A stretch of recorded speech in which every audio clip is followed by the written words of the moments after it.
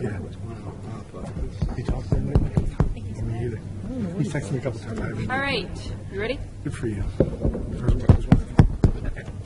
Good evening, everyone. It is August 12th, 2014. It is time to start the work session of the North Kingstown School Committee. So if everyone could please rise to say the Pledge of Allegiance to the flag.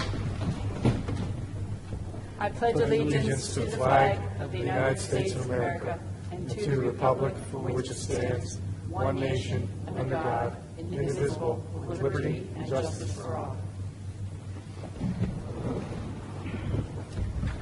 All right, Lorraine, if you could please call the roll. Linda Avanzato, John Biscardin, I'm here. Larry Cerisi, Here.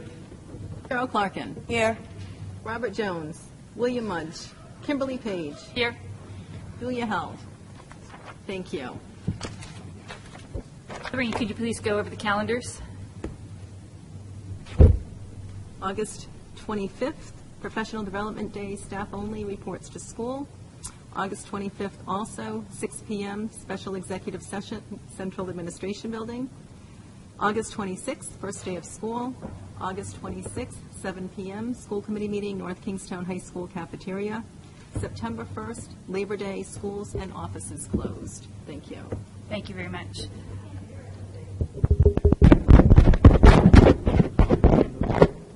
All right. This better?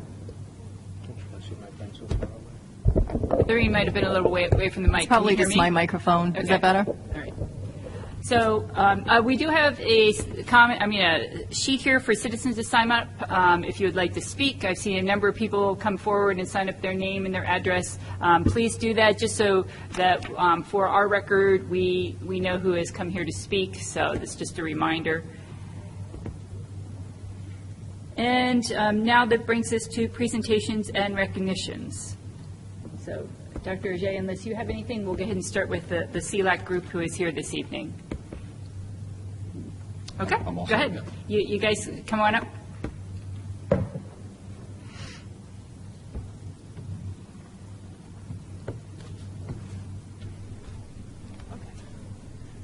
Hi, good evening. Hi. Good evening. Thanks for having us. We just wanted to, first of all, extend a big thank you to Kim, Paige, Larry, and Dr. Pizzullo for our leadership and sort of brainstorming session in July. It was really well done, I thought, and we got a lot out of it. Just recapping some of the things for past year and year ahead. We're really looking forward to the welcome letter and flyer going out in the packets throughout the district. We feel like this will go a long way. I think everyone was pretty much in agreement with that. And it will also help, I guess, reach out to some of our out-of-district students as well. That's a goal we'd like to extend to them as well. Would like to just touch on professional development and thank Dr. Humbird for orchestrating a meeting. We really felt like that was productive and well done.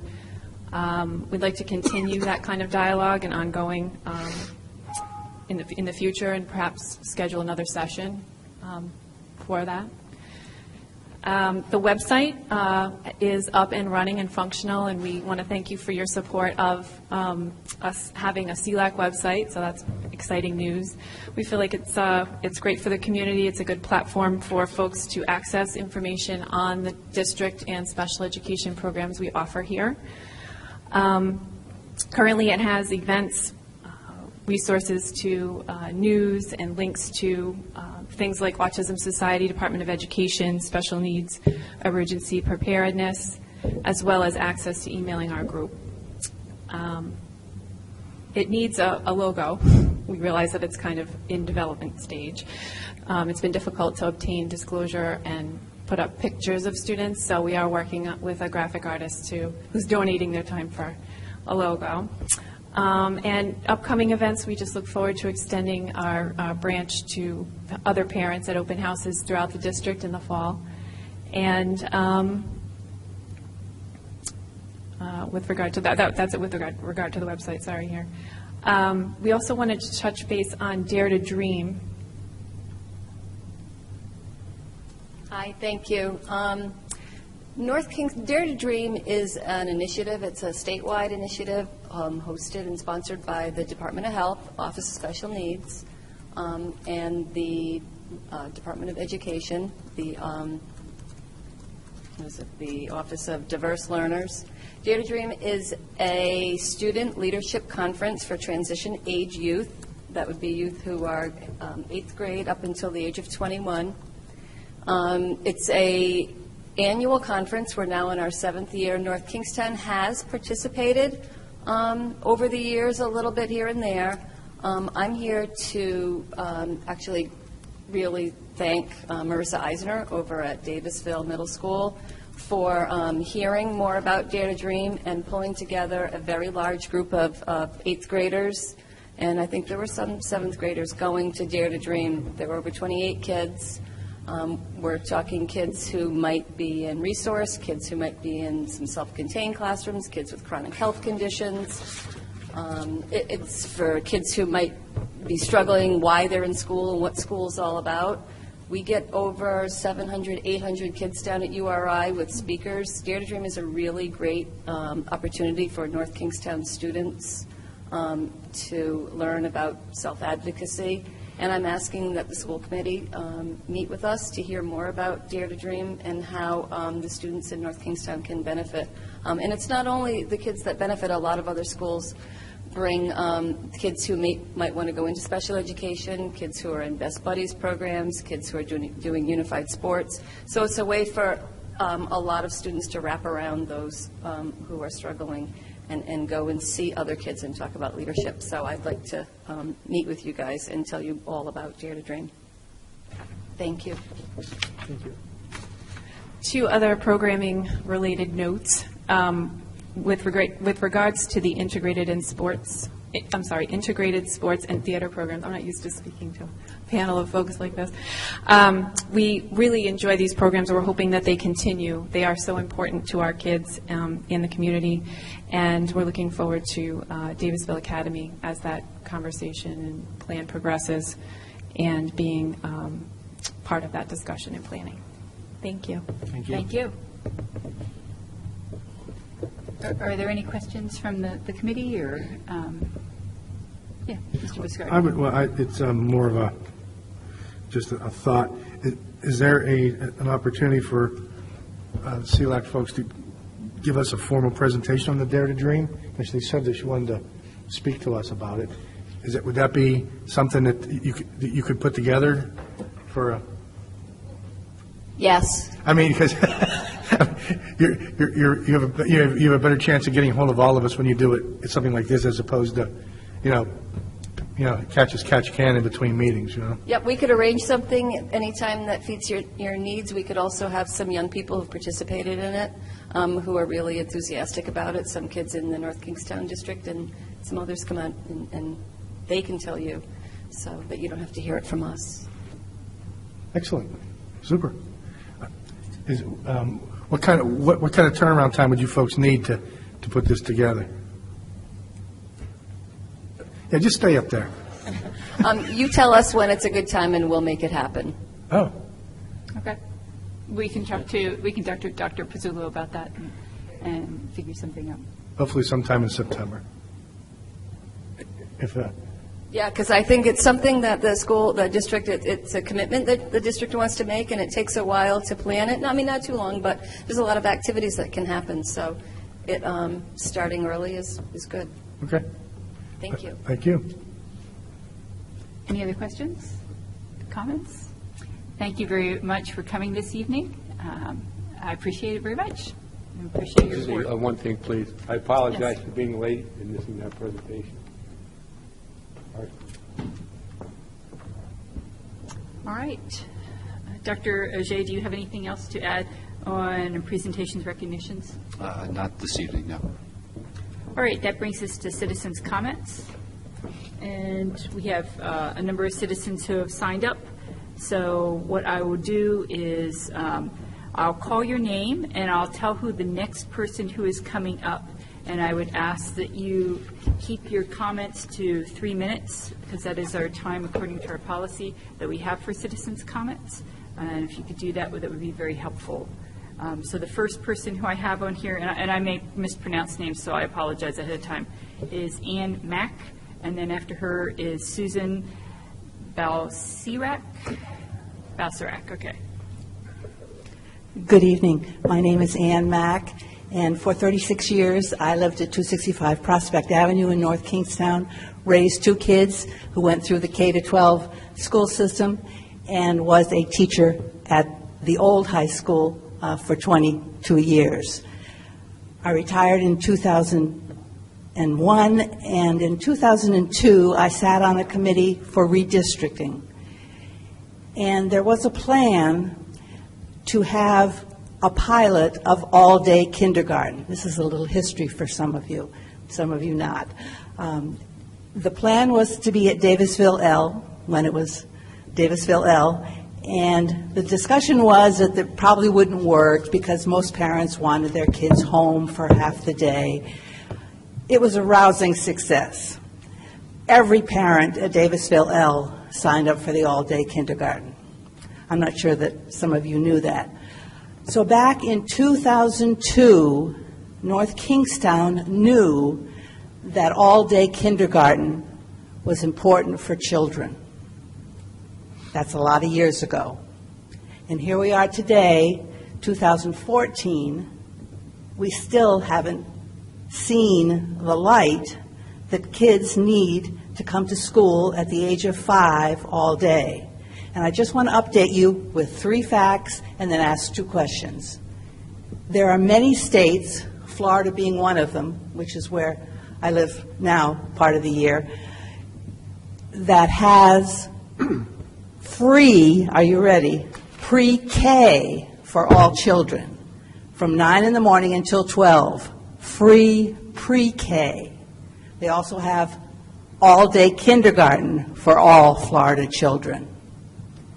And they also have class numbers, sizes of classes that are law.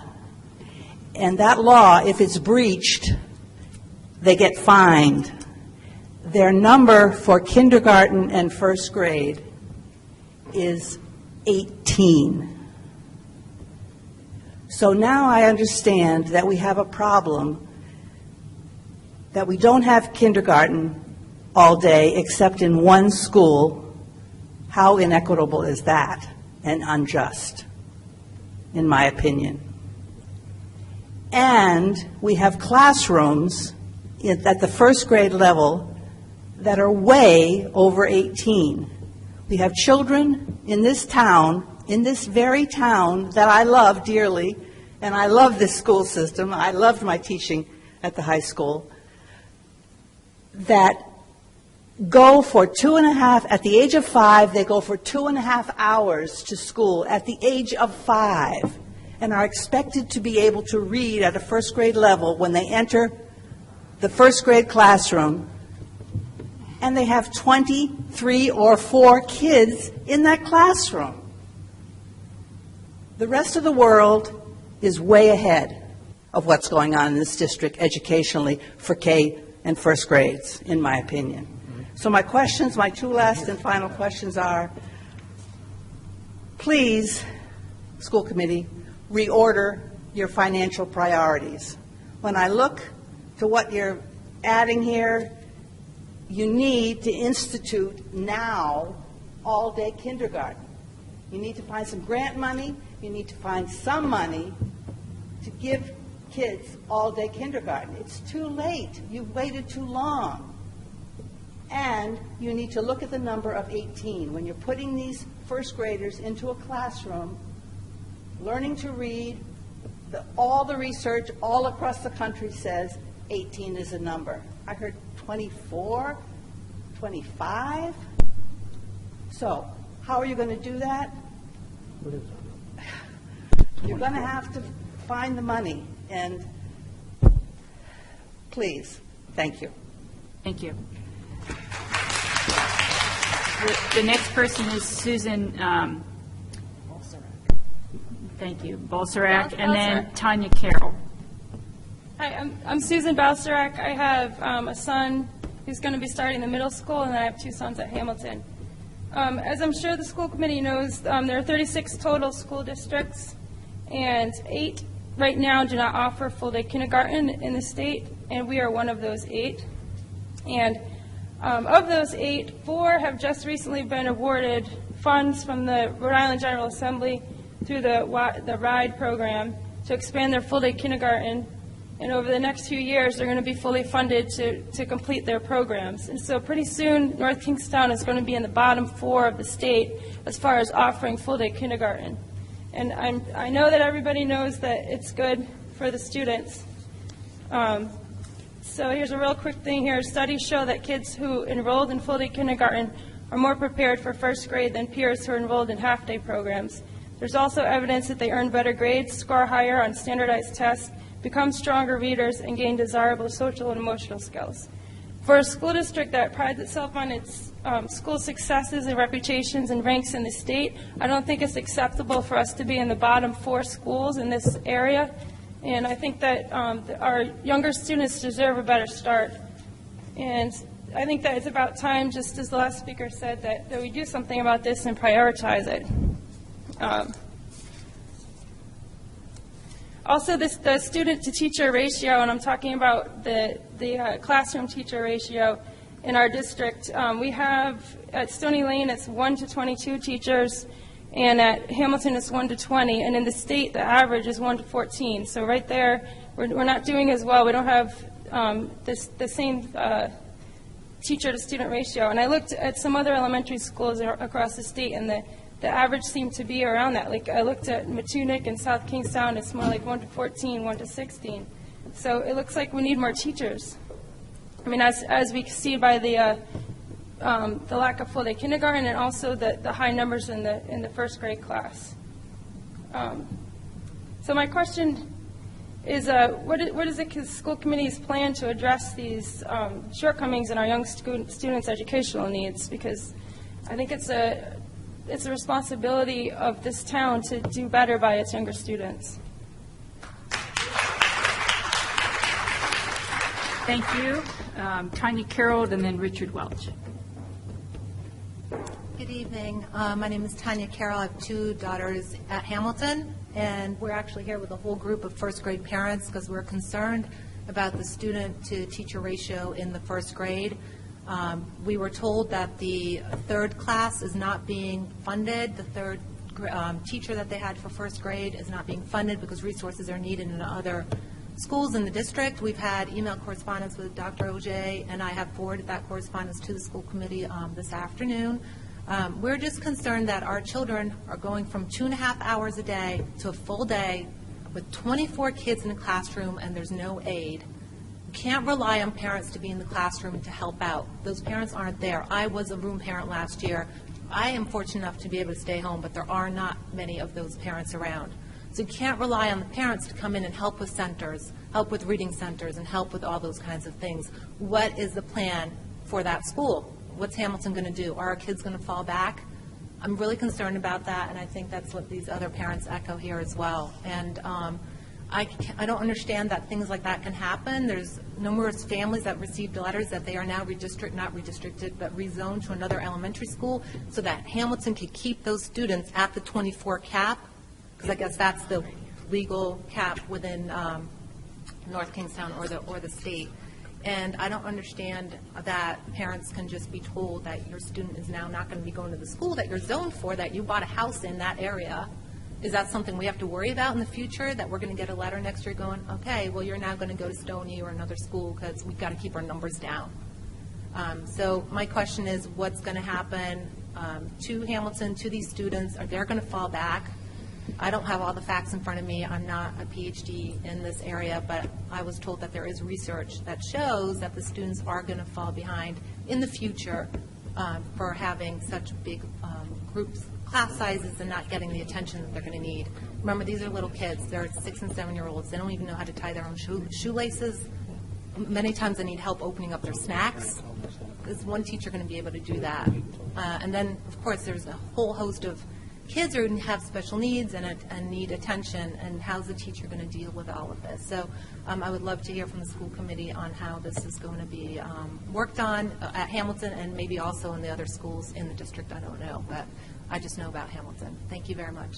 Thank you. Richard Welk, and then Erica Henderson.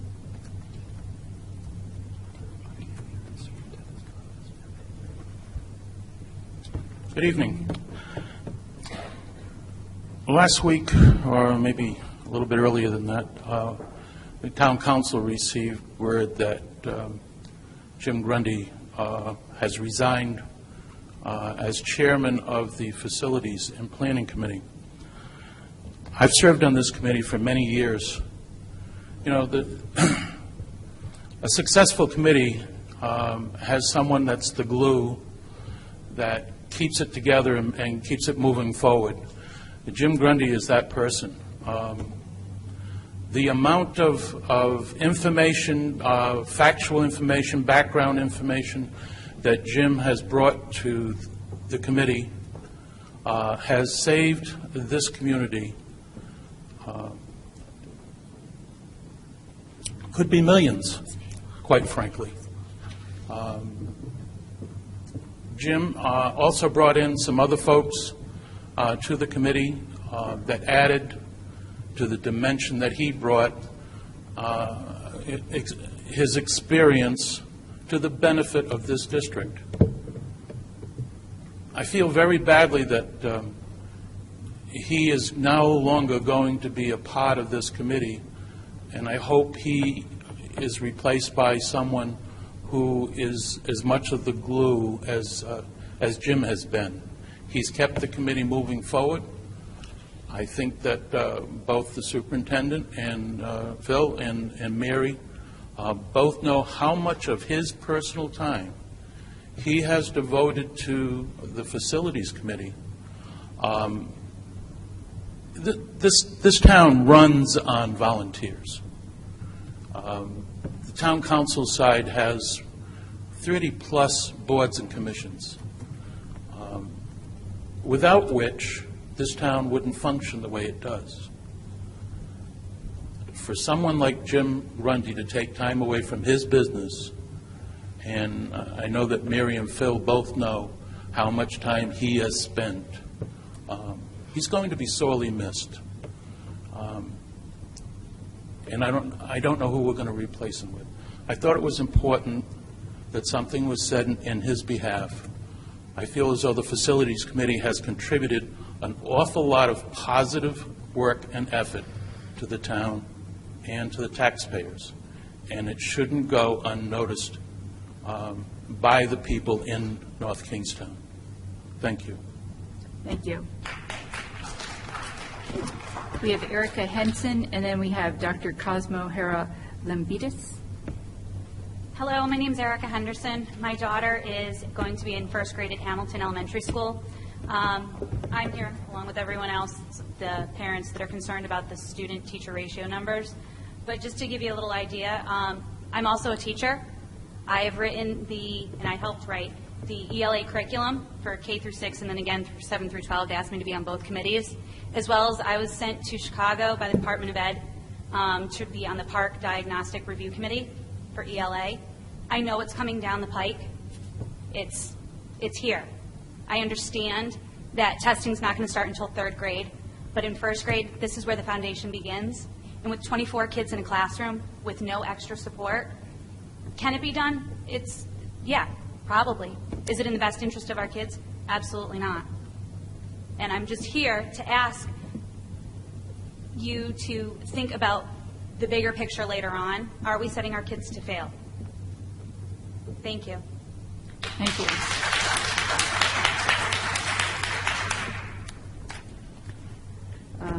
And after the next speaker is Colleen Pickering. Hi, my name is Dr. Cosmo Hara-Lambitis. I have 2 children currently in Hamilton and 1 coming, going into 1st grade and 2nd grade. My wife and I have volunteered extensively, as you Tanya here.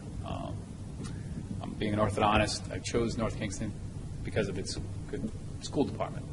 Hearing all the data, information, 2 seconds, I'm really thinking about leaving North Kingston because the data is really, really cool. Great presenters too, and great information. But research, I had over 50 studies, and I'm just going to give 5 of them on that. And one of them is the U.S. Department of Education. Okay, so I just chose 5, printed 50. U.S. Department of Education. The most authoritative study showing the importance of class size in all the grades, analyzing achievement levels of students in 2,500 schools as measured by performance on national exams. After controlling the students' backgrounds, the only objective factor found to be positively correlated with student performance was class size, not school size, not teacher qualifications, nor any other variable that the researchers could identify. Student achievements was even more strongly linked to smaller classes in the upper rather than lower grades. Second study was in the Journal of Educational Psychology.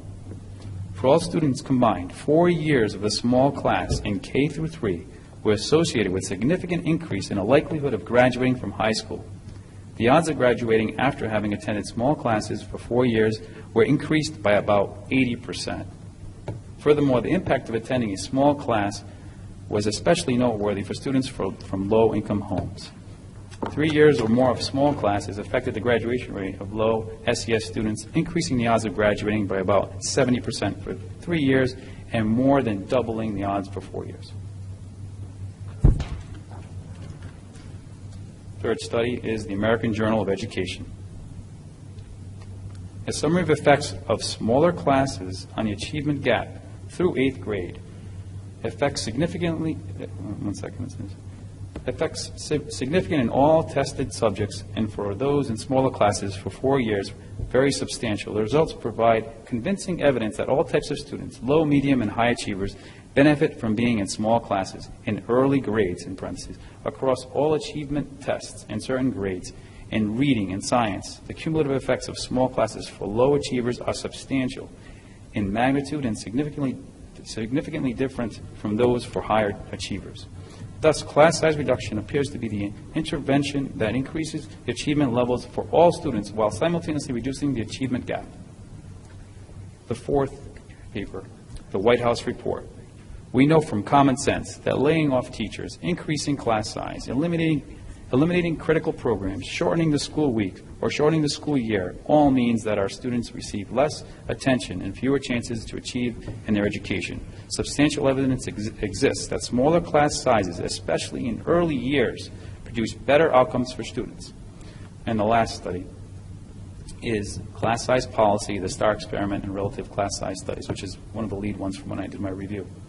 A reanalysis of the Tennessee STAR experiment found that smaller class sizes, 15 to 17 pupils, in kindergarten through 3rd grade, provide short and long-term benefits for students, teachers, and society at large.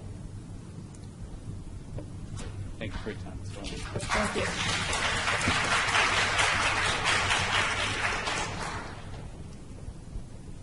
Hi, my name is Kayla O'Neill, and Colleen graciously allowed me to step in front of her. I was late. Again, this problem just isn't going to go away. I, too, am a parent of a 1st grader who's entering Hamilton, and she would have been there for kindergarten, but what had happened was about 3 days before school started, we received the letter that she was going to be afternoon K. And you really can't do that to parents, give them such late notice when they have other children. I myself have 3 daughters, and it just makes working really challenging. And I myself am a substitute in your district, so I had to send her to a full-day K so that I was able to work. It cost about $9,000. So this is just the personal aspect of what's happening out there. My daughter's a great student, and I feel that she's going to be the one that suffers with 24 in a classroom by eliminating this 3rd teacher.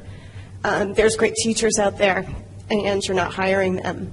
And instead, we're coming up with these really crafty plans to bus students to other areas to keep these numbers what they are. Another thing that hasn't been mentioned is that if more students do come in beyond that number of 24, where they're capped right now, Those students, as I understand, will be put in the classroom, and the teacher will be paid a stipend. So this number of 24, which we've all been told and are really upset about, isn't the end of it. The numbers could be larger. So our concern is the fact that first graders, some of them are still peeing their pants. It's true they can't tie their shoes, they can't open their snacks, and a lot of them are not going to be able to read. So it is physically impossible for these teachers to do it. I've heard great things about Hamilton. I've heard wonderful things about these teachers, the 2 teachers that are left at the school. And it's just such a disservice to do to them, to tell them that they have to take on this workload because they're good at what they do. It's really shameful. And I hope that something can be done about it before the first of the school year. Thank you.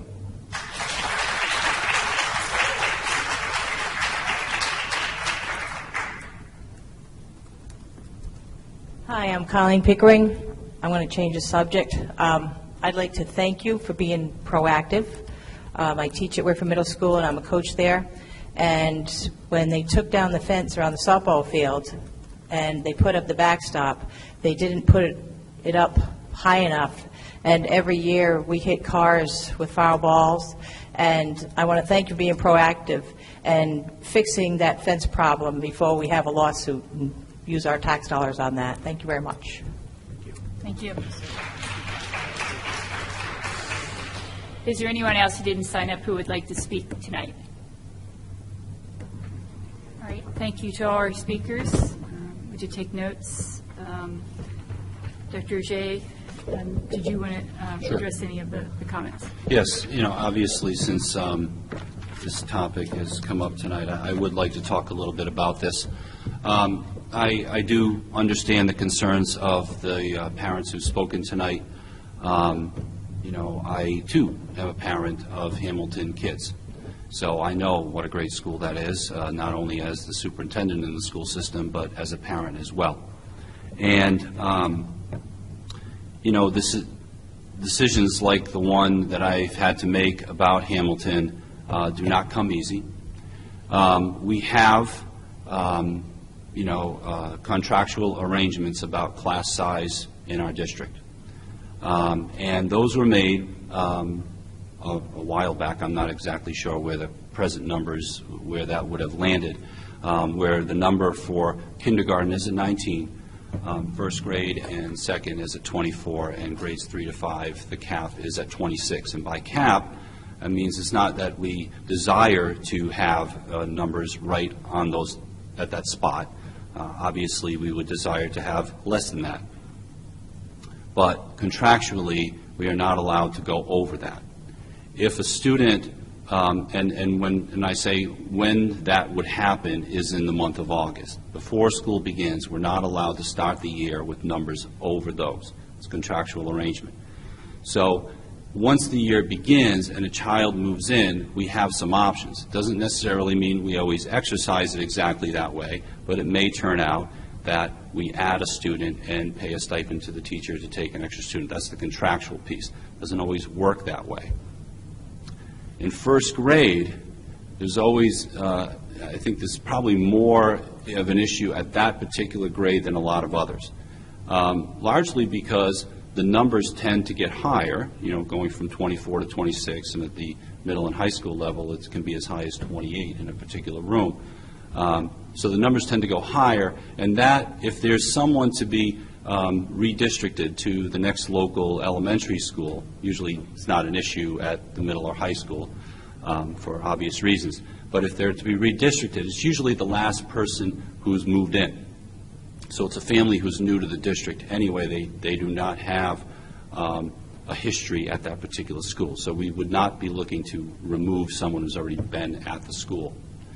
When we, a few years ago, I was just becoming superintendent at the time, so it was just around 3 years ago, there was a frustration on behalf of the school committee that every August, the superintendent would come and say, well, remember that budget that we put together in the spring? We did that based on the best projections that we have, but in certain cases, at certain schools, the number has bumped over the contractual limit in a particular grade, and therefore, I would request another teacher. And that is all well and good, But, you know, those of the people on the stage in particular know that there's so much that goes into the district budget, and, you know, not only what the school committee itself would want, but in its relationship with the town council and what the town council needs to pay for, and all of the other priorities that go into a town and a school department budget.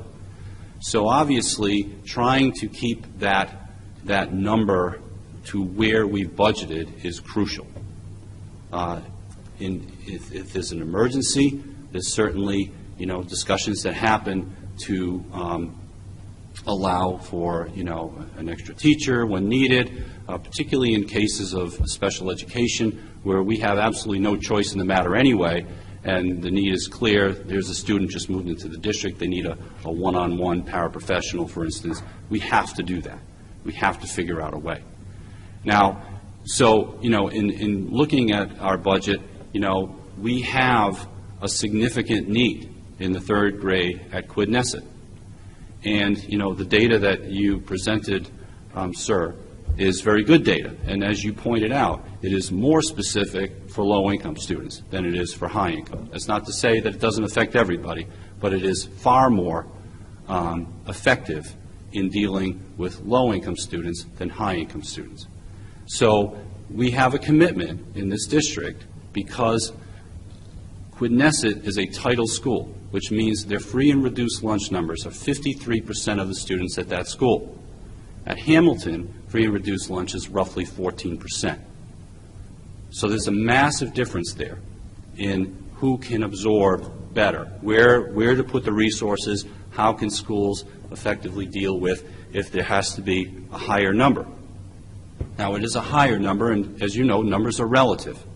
The numbers that are in place, I believe, even though 24 sounds like a lot, 24 is relatively a good number. I wouldn't want to go higher than that. I would prefer to go lower than that. But I think that the people who set those limits, the union and the administration in the past, have done a good job of picking a zone that is doable. Now, I've already talked about this with Mrs. Cronkite. You know, we're going to start the year as it is. She has a certain number of paraprofessionals assigned to her building that she can do what she needs to do with. If one of those needs to be reassigned, or if we go for a few days, a few weeks, a few months, and there's a feeling like, you know what, we absolutely need another adult in that room, you know, we'll do what we do all year, every year. And that is continually reassess and make a decision on, you know, how is that a priority and what is the availability. Sometimes paraprofessionals become available because a student who has a one-on-one para may move out of the district. And all of a sudden, we have an available person for no extra money that I can just move over. And there are times, and I've done this a number of times at the committee, where I've asked for additional staff, whether that's during budget season or, in fact, this is the first year this is my fourth year as superintendent. This is the first one that I am not coming to the committee with a request for additional staff. The last couple of years, since this rule has been in effect, this same move has been made, not necessarily with the first grade at Hamilton, but it has affected a few parents. This year it's affecting, or kids, this year it's affecting 4 kids. And those kids have not been at Hamilton yet. At a certain point, if we get to a point where we're going to add a kid, or if a kid should move out, we will go by order that the kids came in and call the parents and let them know that it is available at their choice. They want to come back to Hamilton. And by third grade, when the number increases to 26, they are certainly welcome to come back into those classes. But, you know, there's a finite number of resources in the district. You know, when you talk about, isn't it important that we would have lower class numbers? Absolutely. That is an important priority. But, you know, if we had a long time here tonight, I could go into a number of different other major priorities that we need funding for. And I have to be cognizant of that in making decisions and making proposals to the school committee. And I believe, you know, that the school committee in its action a few years ago recognizes that there isn't a finite, you know, or an infinite amount of funds out there that we can continue to add this way. We're not the only school district that does this. In fact, there are more and more school districts in the state of Rhode Island having these policies. We're not the first. We're probably, I don't know if every one of them does it, but many of them do. And it doesn't necessarily rise to the occasion. I don't think it was an issue last year where people came to the microphone. Sometimes they do, sometimes they don't. But, you know, so I just want you to know, I definitely get the concern. And I'm trying to do the best I can to keep class sizes low. In this case, I think it's an acceptable class size. If we feel, after looking at this, that there is definitely the need for more adult presence in those rooms, I'll do the best I can to make that happen. But for right now, I think we're doing the right thing by putting the resources where we are putting them. Thank you. Can I make a comment, please? Dr. Ajay, did you want to also speak on the kindergarten issue and what we decided Sure. back in June? For our kindergarten, I completely agree with the comments. It is something that I have advocated before with the understanding that this is not an easy item for school districts to add. There are more school districts that are doing it right now, and some of them are taking advantage of the difference in the state funding formula. Some districts, even very wealthy and high-performing districts, like Barrington, for instance, have just realized that they're getting a gain in the state aid because of the new funding formula, and they've been able to channel that money toward the addition of full-day K. We're not in that situation. We're kind of neutral in terms of that state aid discussion. We didn't lose a lot, or we didn't gain a lot. But you know, my own kind of informal study of this a couple of years ago, we're looking at approximately $600,000 in funds to add that to the district budget year after year. It's about 1% of our budget. Just to put that in perspective, that is pretty much the entire increase that we received from the town this year. That's not even including full-day K. A 1% increase may not sound like a lot. These days, that's a lot when budgets are tight and the economy is not so good. So I'm all in favor of adding it. But I have a responsibility as well to make it clear about what it means. And I have advocated for, and we have received some RIDE funds to do a study. And so starting this month, we have a person who has a background in early childhood who is leading a study in North Kingstown, and that is to be prepared using people from the community to help out to do this work, and it'll be prepared for the next school committee that comes in. Starting in December, one of the first things I plan on having for their agendas is that report. Doesn't mean at that point I will be advocating for full-day kindergarten, perhaps as a way to phase it in, perhaps there's a certain way that, this makes sense in a certain year but not in another. I'm open to a lot of possibilities. I know the parents who have kindergarten kids about to start would want it tomorrow morning, and I agree with you. I think we should have full-day K. And so the challenge is trying to figure out how to make that happen. And the first thing we need to do is figure out exactly what it means. What difference? I mean, North Kingstown students have generally done very well in our test scores. We're usually amongst the top groups in the state, not only at the elementary level, at the middle level as well, and at the high school level. And so, when you have those kinds of results, sometimes that works against you. People say, well, look, we're doing really well. Why do we need full-day K? I still happen to believe we need it anyway. I do know about the Common Core curriculum. I do, and even with the current curriculum. The curriculum is based on a full day. We have the kids for half a day. The issue with Quidnesset being the only school to have full day, and the point being made that that's not fair, it is fair when you consider that that is a title school. And title schools can add interventions as long as the other schools in the district do not do those things. If you fund something for the whole district, you can't use title money to fund that same program in your title school. You have to go above and beyond what the rest of the district is doing. So when we look at making full-day K, not only would we have to add full-day K for 4 schools, we would have to use district money to pay for it even at the 5th school. We would have to replace the federal money and use district money to pay for it for QUID. It's not that that's undoable, but there's a lot of factors involved, including, do we have space? How much would it cost for staff? There's this, what does it mean in terms of busing expenses? All those kinds of things play into it, and it's the more you think about it, the more you realize that it really has a major ripple effect, and you have to be clear about what it means in terms of resources and what can you expect in terms of impact for the kids who would participate in full-day K. And I want to go into that decision knowing all that information. And I want people in the community to know that information. So when the time comes to make the presentation, everybody is fully informed about what it means in terms of benefit for students and in terms of cost to the district. And so we can make the right decision at that point. And so, I'm hopeful about that, but I do feel that the process needs to be respected. And so it is something that I'm pushing for. And I feel the first step is a report, and I'm pleased that the school committee has supported going at least that far to learn more at this point. All right, thank you for Mrs. that Page, may I make a clarification. comment, please? This was, the superintendent made his comments under superintendent's report. Does the committee want to have, open up for other committee members' report, or you want to move on? To add to that comment? Or do you just want to move into the rest of the agenda? I'd prefer to continue with the agenda. We don't want to share this information?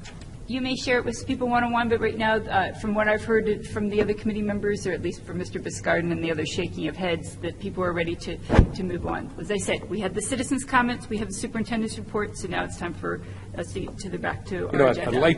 I'd like to really focus asked Mr. Mudge, because I agree with what he says, but there's some other things that I think need to be said And you can about say the that on your state. own time, Mr. Mudge, For but example, we're sticking to the agenda. The folks ought to understand here Mr. that we're Mudge, losing $900,000 a year because of charter This is not on the schools. agenda for you to sit here Because and of charter pontificate. schools, that money can't be spent on full-day K. Mr. Mudge, Thank you very much. thank you. Okay.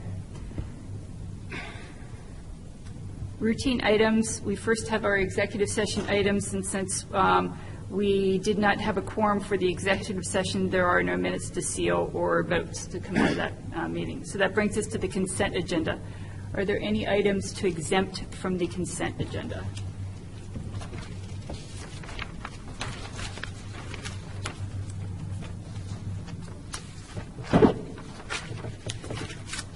Mr. Streese. I just have a quick question for our business director on D5, the annual renewing of video streaming services. Oh, no, that's me, I'm sorry. Yep, D5. I thought that was Mr. I know in previous years that we've renewed this on an annual basis, and I see here that we have a recommendation to approve it for a 3 years going forward. I was just wondering if you had an opportunity to inquire with them. Normally, our price is $10.5 per year. I was just hoping that if we're going to lock in with them for a long-term contract, 3-year contract, we could do better than $10.5 per year. Actually, I know that Mr. Booth had... Why don't we just exempt that and we can come back, please? I agree. I just have a question. Thank you, Mr. Munch. Mr. Booth actually hammered them to get this number that he got. Okay. He really is very, very good at that. Okay. And normally, especially if we're doing any kind of a longer-term contract, he's always looking for a discount. This was really the very, very best he could do. Thank you. I have a comment on that, then, please. Did you want to exempt it, Mr. Mudge? Well, no, I just have a comment. We don't have to accept it. With respect to that, you said in here that we have it's a competitive. What was the competitive bids on that? And I agree with Mrs. Reese. Is this a 3-year contract or just a 1-year contract? And what did we mean by competitive? It was competitive with other bidders. We didn't see any information on that. Yeah, I'll have to get back to you on that. All right, are there any other items to exempt from the agenda? Yes. Mr. Mudge, what would you like to exempt? D1 and D3.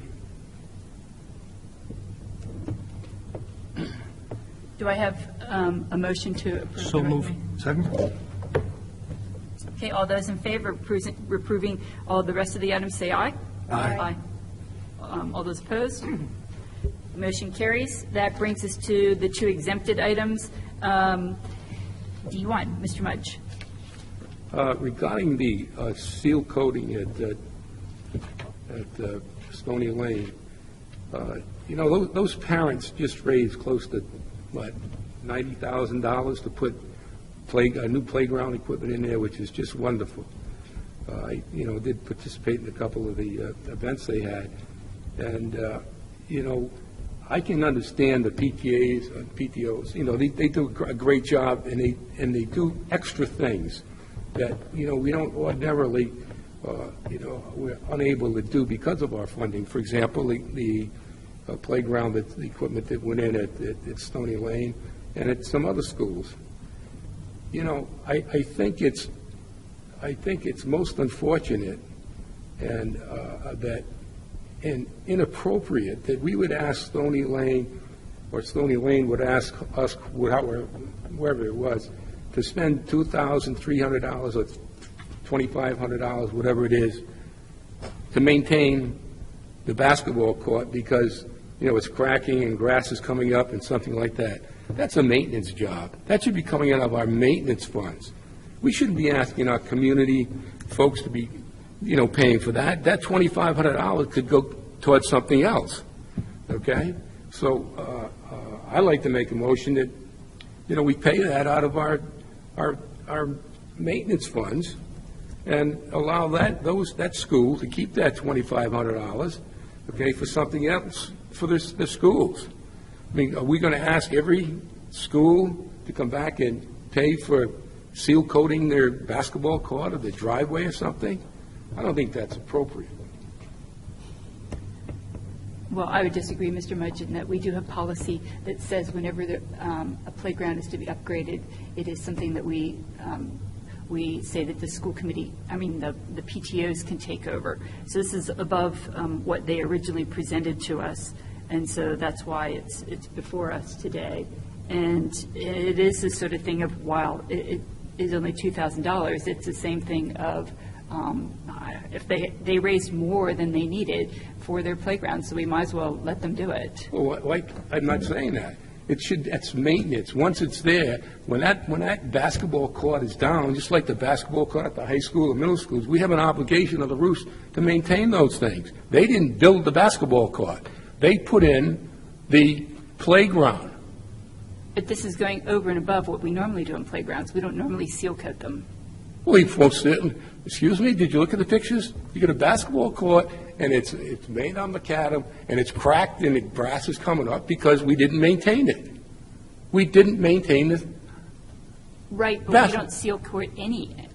We don't seal coat our playgrounds usually. So Well, you do your basketball court in your schools and your other sports, the football field, you line the football field. Mr. Cerisi. And you're taking advantage of the community. Thank you, Madam Chair. To my knowledge, the school district did not ask anyone to do this and didn't ask anyone to pay this. This is a request coming forward from the PTO. They're requesting us to approve them using their fundraising funds to do this. This is something that they want to do, and they're asking us to approve them using their funds that they raised to pay for this. This is nothing that's been initiated by the school department or the school committee. This is a project that they wish to take on, that they wish to use their PTO funds to pay for. But it is school property. School property, just like the roofs and the floors and everything else. I have a motion to approve D1 at this time. I'll second that. Okay, so there's a motion on the floor and a second. Is there any more discussion? All right, all those in favor say aye. Aye. All those opposed? No. Motion carries. Mr. Mudge, D3. D3, like a question, I don't know how many balls going back there. I'd like to make a motion that we send this thing out to bid again and/or award it to the low bidder, which would save us $2,600, period. It's nonsense that they didn't follow a contract here or a contract there is just ridiculous. We've had hundreds of thousands of dollars in other contracts we haven't followed.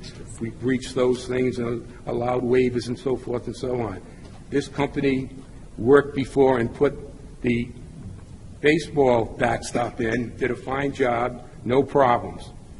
They were $2,600 lower to fix the softball field at Wickford Middle School, and I recommend, and I make a motion that we award the contract to the low bidder and save $2,600, which we could have spent for the basketball court at Davisville, at Stony Lane. Mr. Biscardin. Thank you. Mr. King, because this goes back to May 13th, could you please, if you can, refresh our memories on this? Well, the big reason why the one bidder, United Fence, and it says it right on the letter, was disqualified is because the bid that they gave was not certified as being prevailing wage. Prevailing wage is a Rhode Island general law, and we are required as when we get vendors that they follow certified payroll and prevailing wage issues. This is not a prevailing wage job. They did not bid it as such. It would be against the law for us to award it as So such. you prefer us to ignore Rhode Island general law? Is that right, Mr. Mudge? Is that what you're saying? Well, that's an interesting question, but I don't think that what you just said was actually accurate, because, in fact, the boilerplate of the contract says you'll provide prevailing wages. And they did Number not. one. Number They did two, not. excuse They did me, not number sign the two. certified paperwork that it was at prevailing wage. Excuse me. It is what it Okay? is. Was it in the contract to provide prevailing wages? Yes. Okay. Did we ever call them up and say, hey, did you forget to bring something in, like we did some other contractors to save $2,600? And certify it. And Okay, you either have and rules when finally- you give out bids or you don't. Well, And you if I'm never gonna follow the follow rules. up on You don't follow the everybody to rules send anyway. You everything didn't do it on a chem bid. You didn't do it with a cam. Did. We Okay? sure did. I'd like to make a motion to approve So the bottom line Okay. is, to answer your D3 question. as we can- stands. We can stay, you didn't let me finish. We can save the I don't care what. $2,600. I'm making a motion. All right, I'm going to cut this off. I'm going to have one speaker at a time, please. So, Mr. Mudge, you've asked your question, and Mrs. King has answered your question. Well, I will now give the floor to Mr. Biscardin, because he was the last person to have the floor. He asked me questions. I would like to make a motion to approve D3 as is written, with Wooden Wire Fence Company getting the bid to repair that backstop. I'll second that. All right, so I have a motion on the floor and a second. Is there any further discussion on the motion? Okay, all those in favor of the motion, say aye. Aye. Aye. All those opposed? No. Motion carries.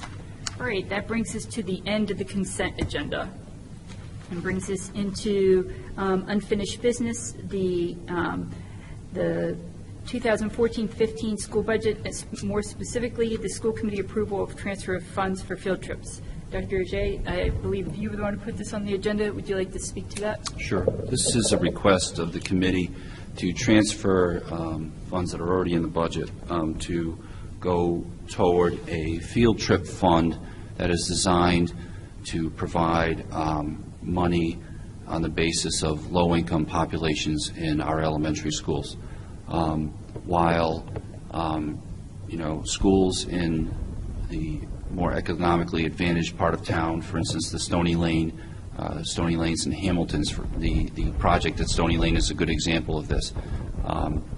Their PTO is one that has more means than most and have been able to raise roughly $90,000 to take care of a playground. A couple of years ago, Quidnesset built a playground, and they had a much more difficult time raising money because their population just doesn't have the means as much as the Stony Lane one does.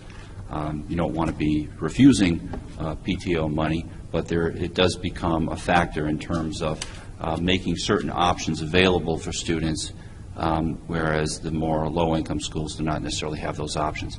And one of them is field trips. That's an item that, generally speaking, is something that is paid for by parents, and PTOs help with that. And so what I am hoping to do with this fund of $20,000 is to give that money to schools on the basis of their number of students who are free and reduced lunch. Therefore, a school like Quidnessett, with a population that's 53%, those numbers would receive more of that funding than other schools, and would make it so that parents could more readily afford to have their kids participate in field trips on a more equitable basis around the district. Some of that funding would go to every school, because every school does have a population of free and reduced lunch students, but it would be given out on the percentage of students in the school. So Quidnessett would be a larger recipient of that money, followed by Fishing Cove, Forest Park, Stony Lane, and Hamilton. All right. Are there questions or discussion? Mr. Mudge. This funding, you're saying, is being transferred from the health care budget? Is there some other savings due to changes to the plan? They're not plan changes. They are savings through people who have dropped coverage. The Department of Education awards us, actually, the state allocates roughly $35,000 to almost $4,000 a year for each student that has a gets a free reduced lunch, which is quite significant, especially in the city of Providence, where like 88% of the people there are on free and reduced lunches, which is hurting us significantly. But nonetheless, my calculations were we would normally be receiving, if we were all equitably funded, about $3 million a year, to pay for the kids that are on free and reduced lunches. But because of the state formula, which is really skewed against us, we only get $1 million, so we lose basically 2/3 of our funding, for the kids that are on free and reduced lunches.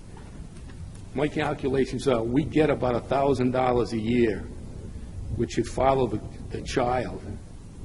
And I ask, in terms of this expenditure, for example, Quidnessett would be getting $175,000 a year, Fishing Cove $138,000, Stony Lane $45,000, something like that. So what I'm wondering is where is this other funding being allocated? Yeah, Mr. Mudge, you're looking at the number of students. If you look at that, again, the allocation amount, the dollar sign is separated from the amount. No. You missed my point. I'm saying is, for every child you have on there, we're getting $1,000 of state aid for kids with the free and reduced lunch program. This recommends we spend $45 out of that $1,000. What I'd like to know is where is the other $950 per person being spent? It isn't $45 out of the $1,000. The money that we get from the state, Bill, I think goes about $1 million, right? Roughly into paying for staff and the supplies and heating the buildings. The enterprise I understand, but $1 million, we get the money. If they don't, $1 million we is get the money. for the kids that have free and reduced lunches. Goes into the lunch fund, the enterprise fund. If they eat, we get the reimbursement. If they don't, we don't. We don't just get $1,000 per kid because they're eligible for free and reduced lunch. We get the reimbursement based on whether or not they actually eat the lunch, and that goes into our enterprise fund for food service. That's to reimburse for the cost of the program. I think we need to look at that, because if you look at the state aid we get, and I got it right here in front of me, the $10 million, $11 million, okay, $1 million of that it should be dedicated to the kids that get free and reduced lunches, period. That's what the formula is. I have it here in front of me. Mr. Cerisi. So I'm just asking how we're spending those other funds. In Quidnessett, it would be $175,000 roughly, so that's almost 2 teachers at least that we could put in Quinnesset. Hamilton was 55. That's a teacher, practically. Mr. Cerisi. Thank you, Madam Chair. Thank you for your viewpoint on that, Mr. Mudge. I'd like to make a motion to approve A1 at this time. Second? Is there any further discussion on this motion? Mr. Biscardin. I'd just like to thank Dr. Ogier and everybody else that was involved in coming up with this field trip fund. Is that what you're calling it? I think for lack of a better term. Yeah, Sure. I think it. I think it goes a long way to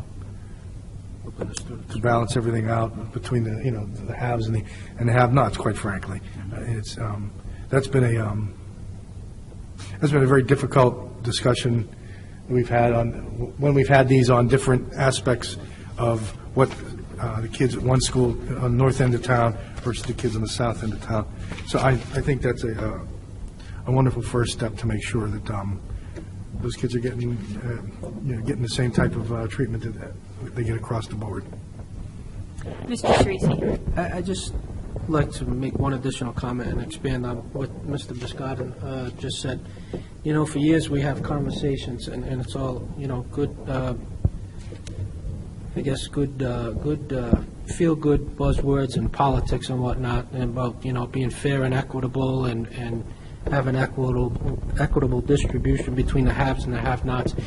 And here we have a recommendation, an initiative coming from the superintendent to even the playing field and make sure we're providing opportunities for schools and students who may not have those opportunities. And, that's something that people here in the district and people up here on stage have been talking about for years. And here we have an opportunity to do that. And instead of recognizing and embracing that, because it's a good thing for the district and it's a good thing for the kids, we're going to sit up here and have a conversation about who's on first and how the sausage is made. So let's focus on the big picture. And Dr. Roger, I appreciate the initiative that you took in putting this forward. It's a good thing for the students, and it's a good thing for our community. Thank you. Mrs. Page, please. Mr. Mudge. Listen, I'm not at all saying that we shouldn't be supporting these kids, because we have. And who's been doing this for all these years? It's been the PTOs that have raised this money. Isn't that correct, Dr. Howell? I mean, Dr. O'Jay? It's been the PTOs that have done this. Like the money they're spending on the asphalt, okay, for the tile that we should be maintaining, okay, at Stony Lane. Okay, that would go, that $2,200 would go to paying for the Stony Lane kids, which is $1,800. And that's what the PTOs have done before. So I'm not saying we shouldn't do that. Of course we should help out. All I'm asking is how are we spending the other $1,000 for each of these kids? I support this, okay? To suggest otherwise is ridiculous. Call the question? Yeah, I was going to say our problem has been that while it's not Stony Lane and Hamilton, it's the other schools. So and the other schools also fund this. We have a second, and so all those in favor say aye. Aye. Aye. All those opposed, motion carries. Thank you. All right, so that brings us to CIP, existing bond, future bond.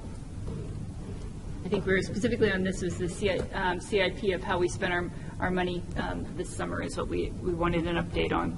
I can just give you a quick update on some of the projects. We actually have a construction meeting tomorrow, so I'll have a better update for you on August 26th. But the one project, the larger project that we have going, which is the Fishing Cove boiler replacement, work is progressing on that, and we expect that at least to be ready for the controls piece of the work by August 22nd or the 25th. I'll have more of an update for you on the 26th. The North Kingstown High School air conditioning in rooms 142 and 143 for the robotics class, that work has started this week, and we expect that to be finished for August 25th. The North Kingstown High School attic fans. Unfortunately, that work is not going to be done until August 29th.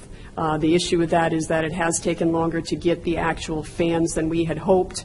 Again, I'll have more of an update, but the last when we discussed with the contractor is the fans will be on site around the 20th, and it takes a good week's worth of work. So they are going to have to be doing some work after hours to finish up that project. And one other project that we did have to start this summer, we were working in conjunction with the town very late in June, early in July, taking a look at the drainage issues at Hamilton Elementary School. There were also some people on the PTO and some parents that were involved, and I met with Mr. Bergeron and some of those parents and PTO people to discuss, I think we all know when we have heavy rains, there are some serious drainage issues at that school. So what was done this summer between the town and the school department working together, the drains were cleaned and checked. And then it was determined that we really needed to redirect some of the storm drains and add some new piping to the culvert near the highway and the pine trees. That is going to help. We believe that's going to help significantly with some of the drainage. And in 2015, the town is planning on repaving Salisbury Avenue, which should also further help. And that's it. I'll have more of an update finishing up these projects at our August 26th meeting. All right, thank you very much. Sounds like we're ready for the heavy rains that we get tomorrow, and it sounds like we need to hope for a cool last days of August. So for the high school, fortunately. Excuse me? Yes, Mr. Mudge. The attic fan. The bid, that was supposed to be something like 70, the attic fan, excuse me, the ventilation, the high school field, attic space was $70,000. I don't recall the school committee authorizing that contract. On the June 10th meeting, the school committee authorized us to move forward based on the recommendation of the facilities subcommittee and what was presented to the town council. On June 23rd, Dr. Auger and I went to a town council meeting. We asked for them to allow us to move forward with the project without doing formal bids.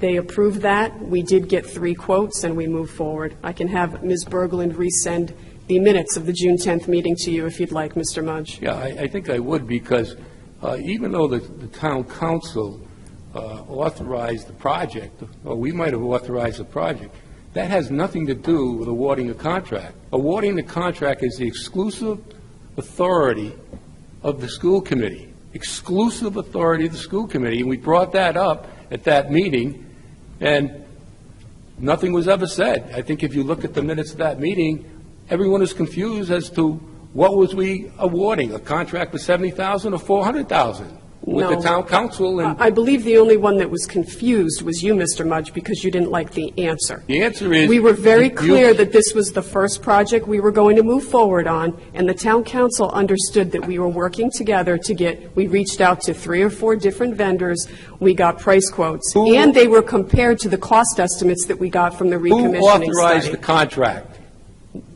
The school committee authorized me to move forward with the contract. The school committee did not authorize you to. Okay, I'm going to remind everyone of your tone of voice, that this is a respectful meeting. Please keep down your tone of voice and ask the question and wait for the answer. Then you have to be quiet and listen to the answer. Thank you. An answer, and I'm not going down this rabbit hole with you. We're going to go down it. We can resend the minutes of the meeting to you. It is what it is.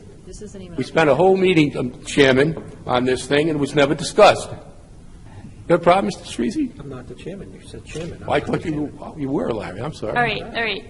Mr. Mudge, you can read the minutes again. I think the rest of the people in the school committee feel as if this all has been asked. Did not answered, approve the and contract. it is in the minutes. That's hypocrites. You may have a disagreement with the rest of us. All right. That brings us to policy. The first policy on the agenda is the attendance policy.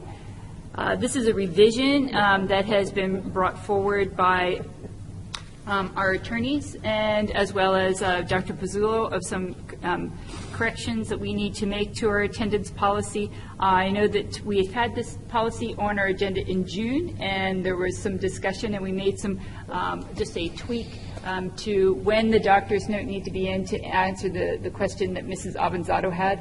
So this is before everyone again, and if it is what we are looking for, I would ask for a motion. So moved. Second. Is there any further discussion? Okay, all those in favor of passing the amendments to JE-R, say aye. Aye. Aye. All those opposed? Motion carries. All right, the other policy before us tonight is the high school grading policy. Again, this is an upgrade to this policy, so it only needs one read. However, this is the second read of these changes.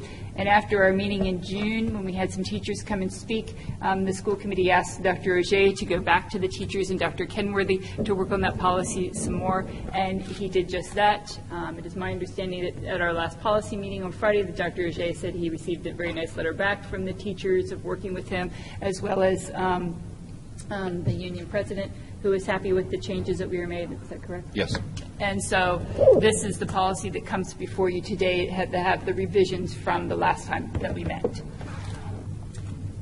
Or is there a motion? Yes, Mr. Cerisi. Just a quick comment. I'd just like to thank everyone for their work on that, and everyone on both sides for reaching a few compromises in a couple of areas and coming together to have an agreement on the policy and have support from all the parties involved and affected. So a motion to approve at this time. Do I have a second? Second. Is there any further discussion? All those in favor say aye. Aye. All those opposed? Motion carries. All right, that brings us to the end of our agenda. Do I have a motion to adjourn? So moved. Second. All right, all those in favor say aye. Aye. Motion, we are adjourned. Thank you very much, everyone. Shame. Good evening. Shame.